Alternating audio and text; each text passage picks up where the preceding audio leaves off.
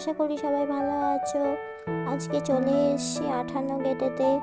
দেখে নাও 58 গেটের লুক।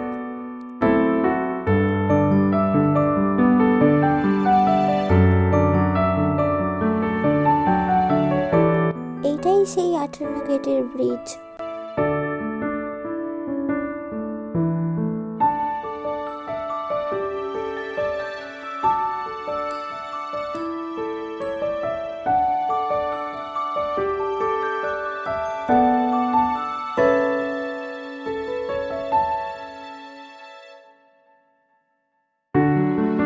আর তোমরা দেখতেই পাচ্ছ ওখানে গড়সমুখের ফরেস্টটা ছিল।